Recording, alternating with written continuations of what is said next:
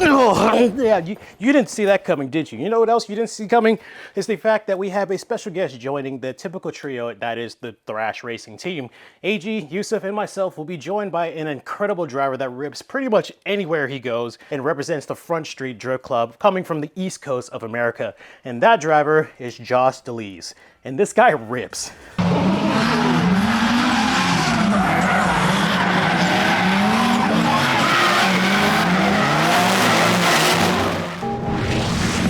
Selected, Josh Deliz.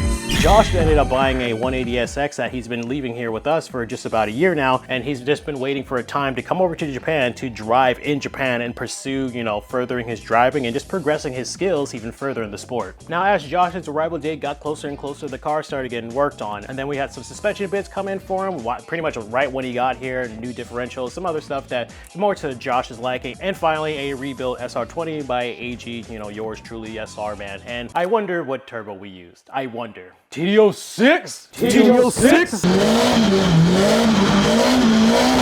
The first day is going to be a shakedown, making sure the car is fine and reacting the way it should be, because we all know that Sylvias like to go from an affectionate, loving relationship to it's complicated in a matter of seconds. So we all know the struggles of a Sylvia. And then the second event will be Josh pretty much giving all he can, 100% full send, making sure the car can handle the way he wants to drive. You see, in the next couple of hours, we're going to be picking up Josh and Yusuf. This is actually Yusuf's first time back since Final Bout 6. He's been getting everything prepared for the pre-sale stuff. So I guess without further ado, welcome to another video of Thrash, and we hope you guys enjoy this one.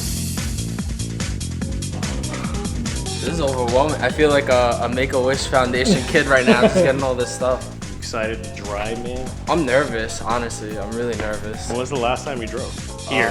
3 years ago. Yeah, so that was that Meihan? Yeah, got to drive Meihan twice, and I don't know, there was just so much shit that happened that was going on. Like, we were just juggling, trying to get this car together, and I just knew, like, if I'm coming back, I wanted to come back, with my own car and, like, fucking prepared. Bring my own, be prepared. So, I don't know if we even, like, got into it, but I got this car last year. Yeah. So, it was, like, about a year ago at this time that we got it. Yeah, because I saw it when it got here. So the engine was blown, so AG went out of his way, the engine's rebuilt, and now I have a full-blown car. What are your first impressions? We got a lot of work to do. And how long ago did you arrive? 20 minutes ago.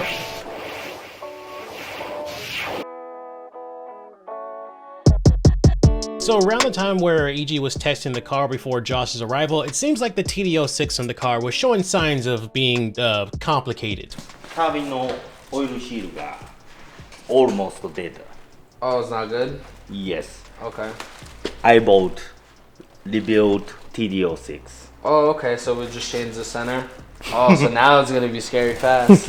To ensure everything was fresh with the turbo, AG also picked up a replacement steel braided oil line for the turbo from Kino Kuni, which, fun fact, was made on the spot, and they have some pretty nice parts in their little showroom area. With the influx of parts coming in and out of the shop, it was decided that Josh will replace the internals of the turbo. That way we can have somebody there when the parts arrive. At the same time, AG and Yusuf were going to go pick up any other parts that Josh needed in the meantime.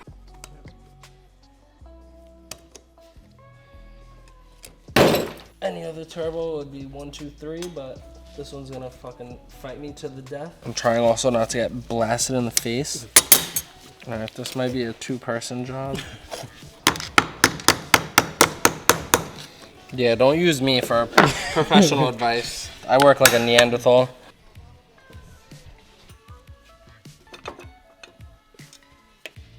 Tight.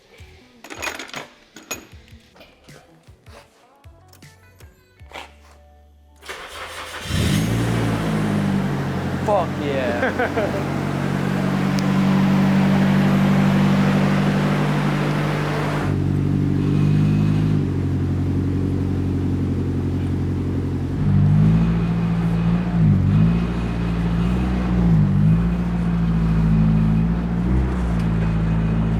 All right, let's go. Just found out I got 98 180SX Type X. Not just any, it's Type X. A real one. None of the features though, they're all gone. Our plan is we're gonna make this a little bit more of my style, and we kind of got a head start. First off, we got full Origin. We have Type 2 hood. I don't even know what these fenders are called, but they're new. They're like some Shark 55 mil fenders, and I think this is the Fujin line. It's not like a race line, but I don't know, front bumper is different, and I've had race line before, so I wanted something different. We're just gonna ignore your battleship sunken wheels. Yeah, we're gonna ignore that for now. That's part of the video, but we're gonna get that situated. What am I looking forward to the most? Yeah. Just driving and just getting my redemption. So 3 years ago, I didn't have the best experience when we came. We had a lot of mechanical issues with the car that we had before. Just hoping this time around that everything fresh and the engine being rebuilt, that I could actually stay on track and actually do something that I'm more proud of this time around. Just a lot's changed in the past 2 years. I put in a lot of seat time and a lot of laps back home, and I don't know, it's kind of just been eating me up inside that my trip the first time around, like, not that I'm trying to impress anyone, but I was trying to impress myself that, you know, I could do something, so. Why'd you go with 180 hatch instead of going with a coupe again? I honestly was gonna go, I was looking for a coupe, but I think Yusuf was sick, so we couldn't get the one that I originally wanted, but so far so good. It seems like the car is, like, you know, pretty solid. It has a cage and it's got all the other goodies, and it was TD06. Yeah. He probably just wanted it because it's TD06. Yeah. So this is gonna be my first time dealing with TD06 noises and response, so I'm looking forward to it. Pretty much for today, we're gonna make this more thrash friendly. We're gonna put new thrash seats, we put the shift knob, we're gonna put a new steering wheel, we have new coilovers, we have a diff, B-knuckle, and we just changed the turbo before, as you guys saw. So we're gonna get this thing ready to hopefully go on the track in the next couple days. Soon after, AG showed up with Josh's knuckles, which would lead to tackling the suspension next. Why this one? Streets of Daijoubu. Yeah. Pro Daijoubu. No good. No good. Why? Why? Turbo always. Well, good thing he was doing suspension next, because this is where the build starts to get bumpy. Our main quest would start with swapping the knuckles. Yusuf and Josh would tag team to get both off at the same time. There's a joke in there somewhere. Then it was time to get the spacers off. That had another set of spacers underneath them that had these stuck-ass, whack-ass, lock-pinned-ass nuts on them, which thankfully AG had the key for. And then it was time for the removal of the hub. And, well, let me just show you what happened next.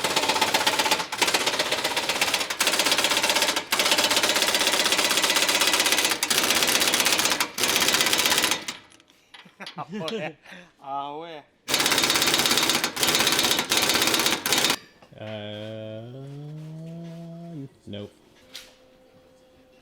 Moving? Still no. If torque spec could be Donkey Kong, then whoever torqued these down torqued for Harambe. But eventually, the hub was off. I got it. You got it? Yep, just had to hit it with my purse. We do need to cut the lock stop on the control arm.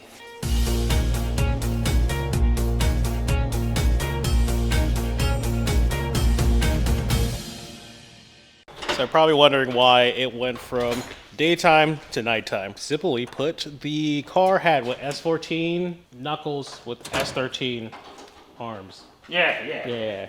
And then we ended up taking the knuckles and arms off of Julian's car. Josh is having the time of his life. I'm wearing gloves because I didn't want to get my camera ready, not because I was working on the car. That's cool. So, as we explained before, we wasted about 2 hours of, maybe more now at this point, of our life.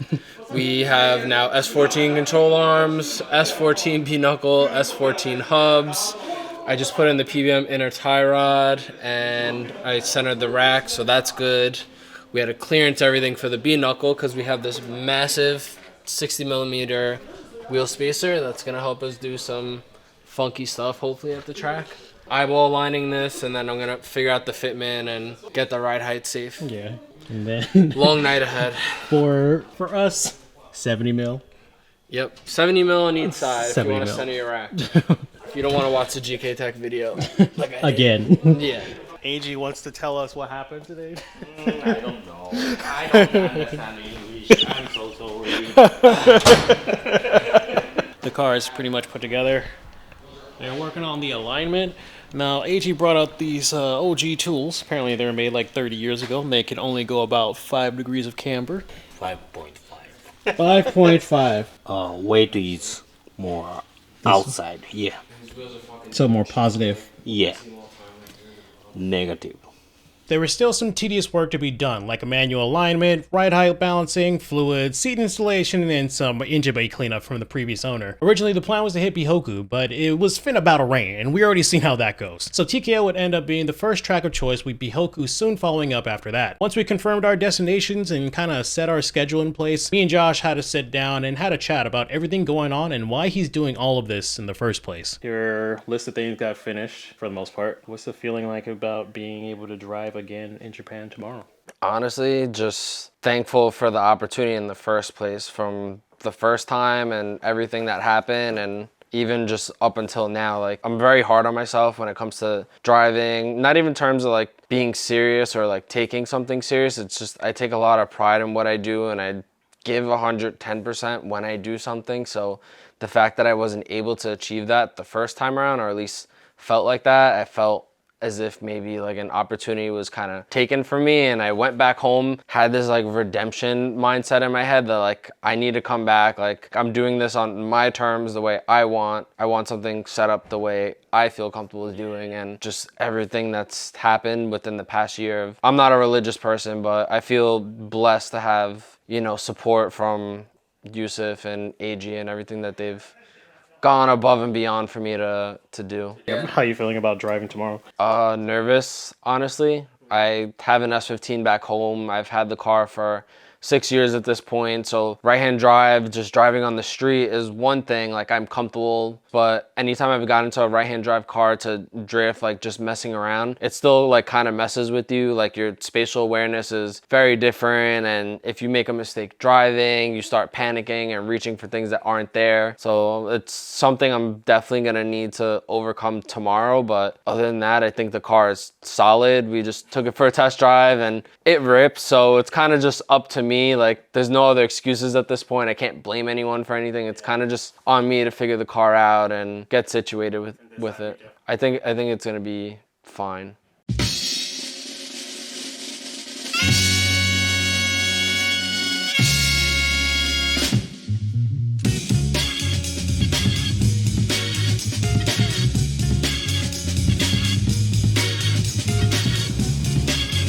Welcome back to Tokushima Kartland. When you hold the flashlight for your dad. I got it! This place is crazy. It's super cool, just tucked way up in the mountains. The road up here obviously is nuts. You guys had the relaxing drive. Oh, yeah, you did not.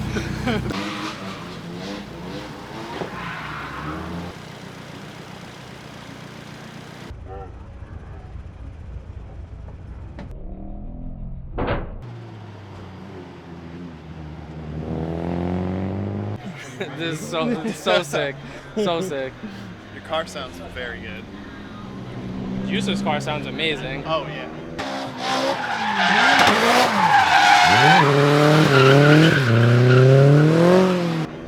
So I guess I'm in for a little treat myself. Yeah, We're about to find out right now. AJ's gonna do his first test lap.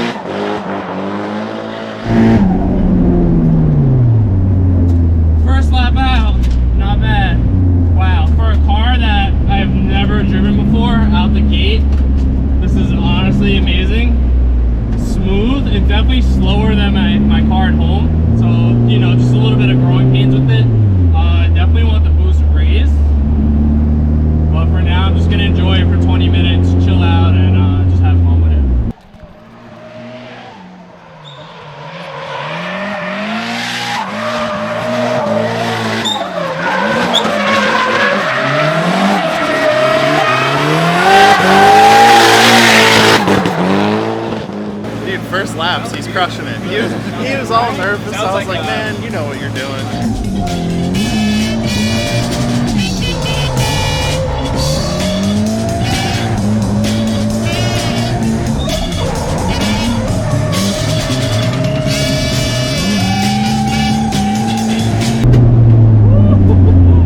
Fuck yeah.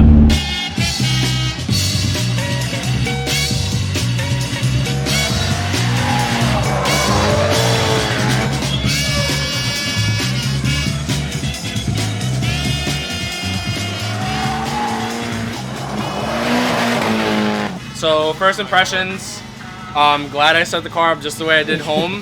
I thought I was gonna feel really out of place with the right-hand drive, but it honestly feels really comfortable because I'm not fighting the car. It's like doing anything dodgy. It feels really smooth.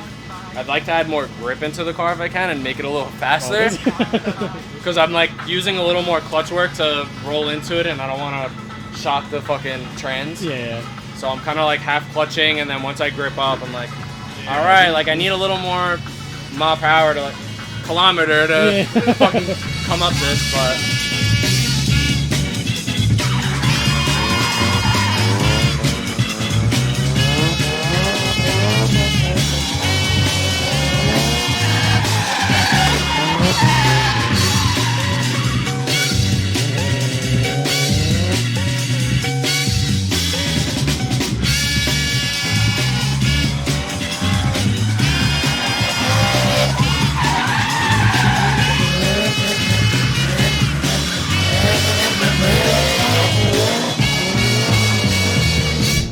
So I don't really have the words for like the way that Josh is driving, but like it being his first time here, he's driving like he's been here before. It's really cool to see him progress like in the literally like about 2 laps. He already knows how the car needs to be dialed in. He already has an idea of like where the car should be. He's turning up the boost. He's driving efficiently even after the boost and didn't really need any adjustment.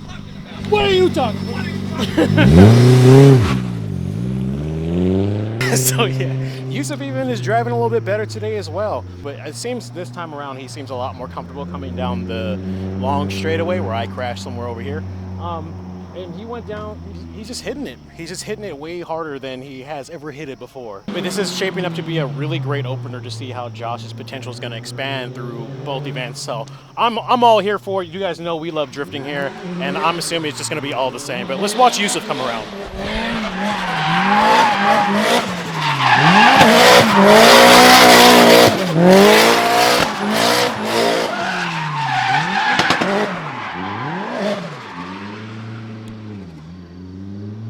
So Yusuf still is not feeling well.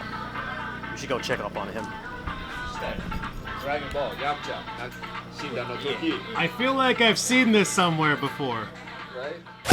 Like, I want to come through like boom, like beeline, like shallow angle.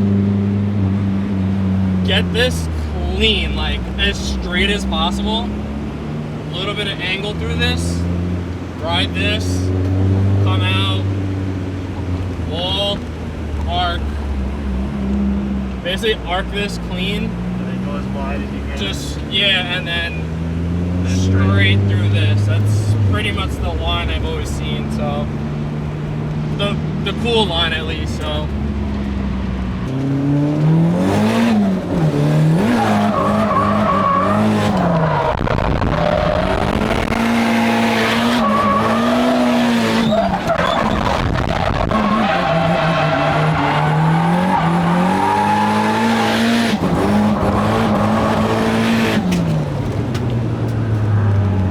Looked good to me. That was sick. Why do you want to drive in Japan? That's a good question. Simple terms, layman's terms, I'm a dork. We all are. For me, I started drifting 12 years ago at this point, so everything that I was remotely interested in was nothing, you know, new generation of kids now have to look forward to with like YouTube and content creators. Like back then we were looking at shit on Vimeo or LimeWire, magazines, shit like that. So I think just actually getting to rage my dreams, so to speak, it's kind of just a humbling experience. I think just anything in life, I can't imagine wanting to like do something or be into something without not wanting to actually understand the concept of what you're doing like in its full entirety. And that could be an action sport like skateboarding or BMX or simple hobbies such as photography or videography. Like, you know, you gotta learn to crawl before you can walk, before you can run. Through my duration of my drifting career, I've learned to crawl, I've walked for a while, and eventually like you're content, like I want to take off, like I want to do the next big thing. And I think this has kind of led me up to this point where now I just want to run, and now I'm just in it for the long haul. Like I'm ready for the marathon. Seems like every time I set a new goal for myself, it's like, okay, like what could I do now, so to speak. And I don't know, I'm deeply obsessed with this at this point. Like I love it. There's so many new experiences just like within this year alone. Like I've, you know, driven competitions with professional drivers at a grassroots level. I've gone to go to another country and do competitions out there. Like this is just another one of those things of like just a journey and making memories. Like my team that I drive with, I've been trying to get like my crew to come out here, and I was just, no one could, you know, like make the means to come or make the effort to come, and I just said, fuck it, I'm coming by myself. Like I have friends out here, like I have the support from you guys. Like I'm alone, but I'm not alone at the same time. Like this is overall where I want to be. Like this is just a dream come true, honestly.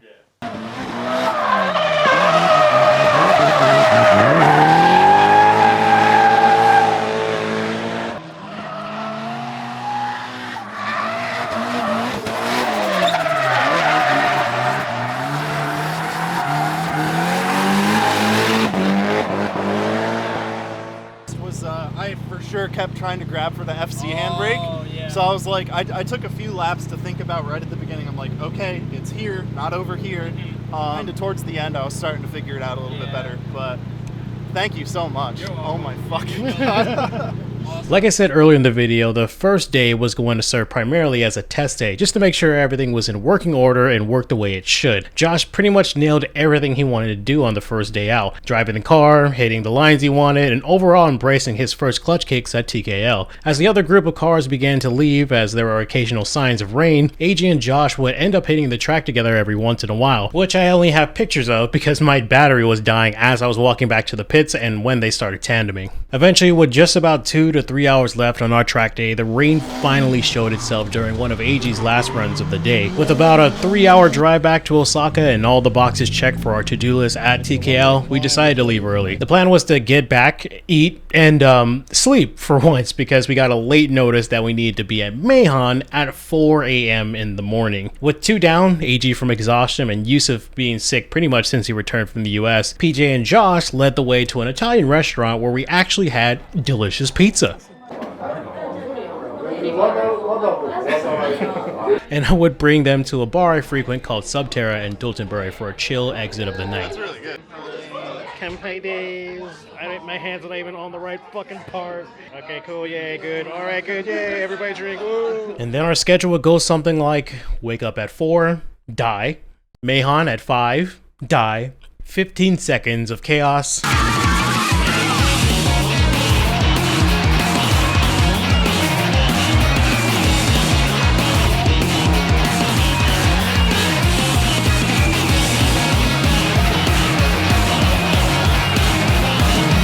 And eventually the event was over.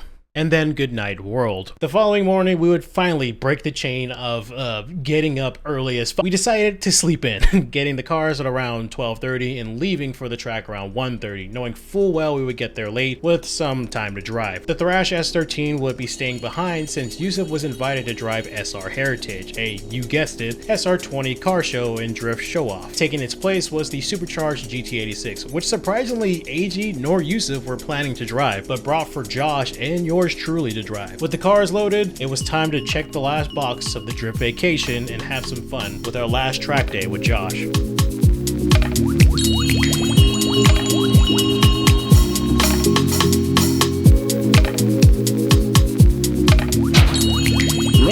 back to Bihoku Highlands. No. No! Are you ready, dog? It's my turn. No, it's not your your turn. turn. It's my turn. It's your turn. It's my turn to again. do the same shit. It's your turn. It's my turn. We're changing it up this time.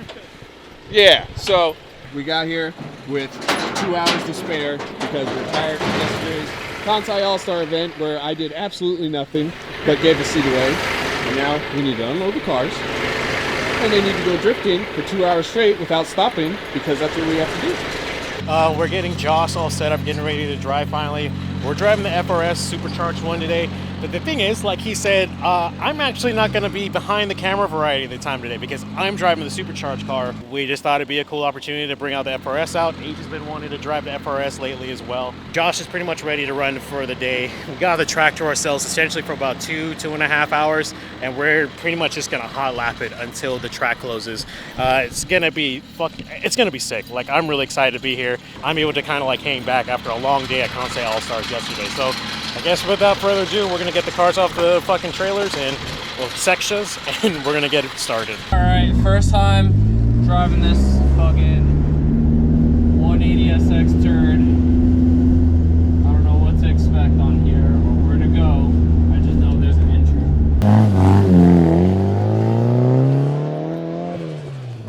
How do you think he's gonna do his first lap? I don't think he's gonna go balls to the walls first lap, but I think when he does his real first lap, he'll be fine.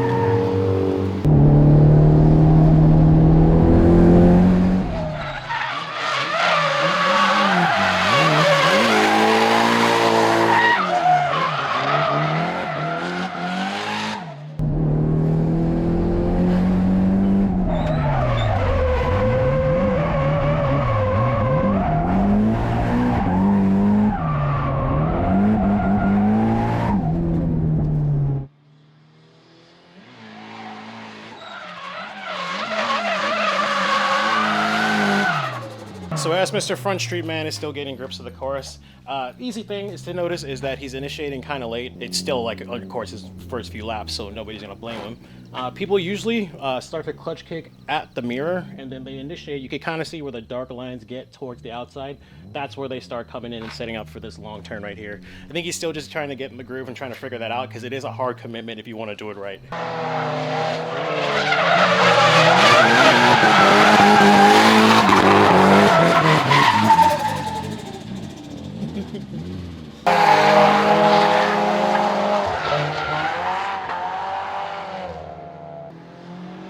There we go.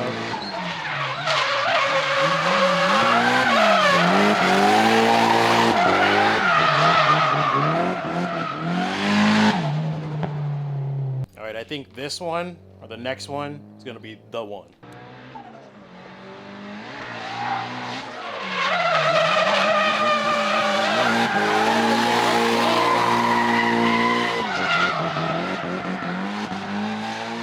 Fuck yes.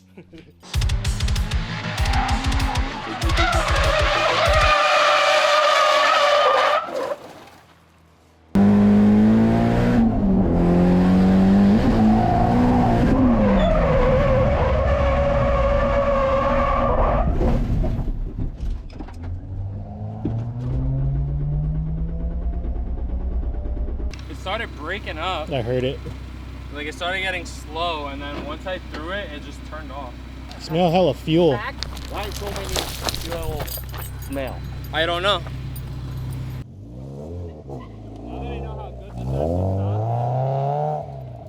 So nothing serious. One of the fuel lines that go to the motor looks like it was just spewing fuel. It's an old one left from the previous build, so they're gonna fucking replace it. I'm like just winded everywhere we go, man. What I've noticed being at TKL a couple of times now compared to being like to Bihoku, compared to being to like a TKL so far, or Meihan, I guess in some cases. There's a lot of families that just come and drive Bihoku. It's really cool. They'll be like the family like just under the pits, and they're like, you know, the whole family's watching. Either the, like right now I think the mom's driving and she's just, you know, doing some laps, having some fun.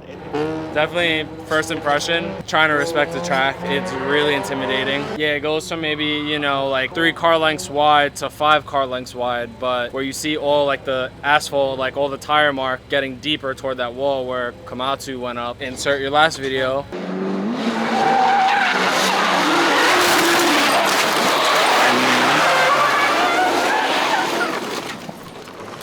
trying to respect the track. We have maybe like an hour and a half more, but starting to feel a little bit more comfortable. The fuel line popped off and it sent me into the gravel pit like with no power, so that was kind of scary. But now that I know it actually stops you, and I could have borderline died, now I could actually try to die and I'll still be okay. After the fuel line was fixed on the 180, the car was still acting a little bit weird, so AG did a few test laps just to find the problems and the quirks with the car.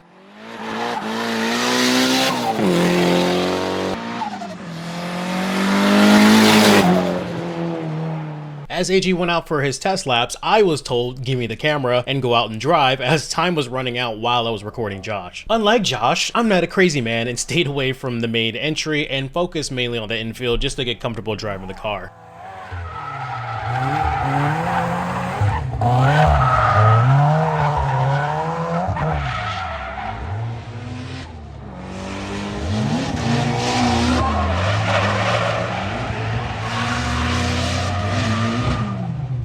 About 20 minutes into my session, I got a tire stuck under the car, forced me back to the pits. At the same time, Josh was preparing to push the car to its actual limits for the remainder of the day. You go rip some new ones? Yeah, we got a half hour left, so we were having fuel issues. The fuel hose off the fuel rail was not good, so we fixed that. It was still breaking up and like doing some like dodgy shit, but I think it's just from me going fucking crazy, so all the fuel was like sloshing around, away from the pump, so we fixed that.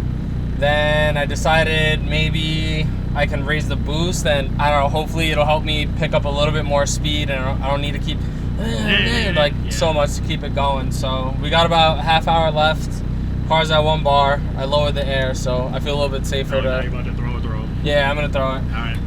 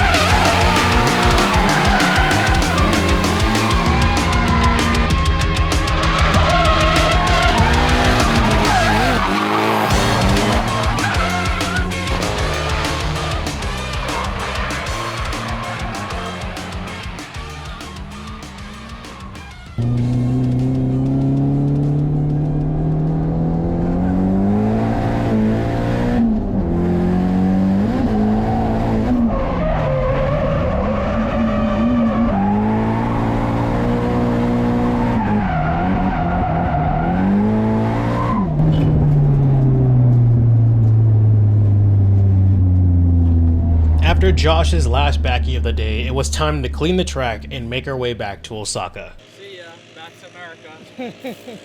Since we were all finally feeling the fatigue of the last couple of days from TKL to Kansai All-Stars and our last event here at Bihoku, we decided to go out for dinner and just have a conversation about everything that's happened in the last couple of days.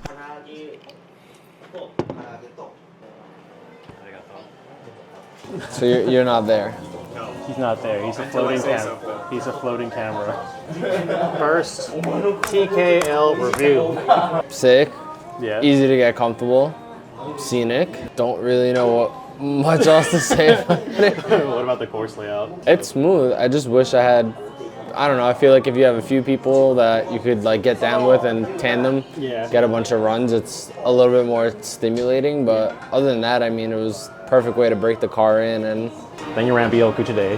Obviously, Bihoku is a lot more challenging. I mean, it's more intimidating. It's a lot more scarier. You need to actually be on the right line. I mean, you can somewhat be on the right line at TKL, but you can kind of just end up anywhere and make it happen. But if you hit the line right at Bihoku, it flows better and you're able to like arc perfectly and stay in it. I definitely like pussyfooted my way through it because I didn't know how much speed to gauge like going on that, but just from like muscle memory, watching like other drivers and everything, it seems like everyone is starting to load the back right side of the car up before the wall begins. I want to say maybe I got it like 15, 20 times out of 200, but the 20 times was worth it. Why is it so hard for people that are like newbies like me or starting out? Or like what's the biggest like challenges that somebody like me trying to drive like you would come across? I mean, just the experience aspect alone, like I think there's just a lot to learn and there's a lot of growing pains. There's a lot of highs, lows,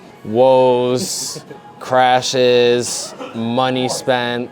Embrace the journey as a whole and kind of just take your little victories just like that. It's just a lot of just slow growing pain. I think the sky's the limit, and as long as you're looking for something or you're trying to achieve just something new like in your driving career, it's worth looking forward to. So I noticed when we just like talk, even when we're not on camera, we talk like one-on-one like this. I noticed like you're really passionate about what you do and how you do it. Like clearly you're a good driver and you put like all you can in what you do. Why do you think it always comes out like whenever we have like a deep talk about drifting? I don't know. I just think there's a very fine definition of people that enjoy drifting, and there's nothing wrong with that. Like you can enjoy drifting and watch videos or style your car a certain way, you can do stuff, but then there's also just a very fine amount of people that are into drifting that will drop everything they're doing to, you know, move to another country, sight unseen, not know a single person and make do and, you know, make something of themselves. And I think I'm one of those people, and the more invested I get into wanting to improve my driving, the deeper the rabbit hole I get down. So I think it's kind of just led me to this point where we're conversing in a restaurant that I'd never imagined being in, with multiple plates of chicken that I haven't ate yet, drinking a beer, like hanging out with other people that give a shit about the same thing I do. Yeah. So I think that's kind of the treat of it all. As the next day would come, we would see Josh off back to America with a goodbye for now, as there are already plans for him to come back in the future and already an event slowly developing in the background. Not to mention the 180 will be awaiting his return whenever he is ready, possibly joined by others, but we'll save that for a later video.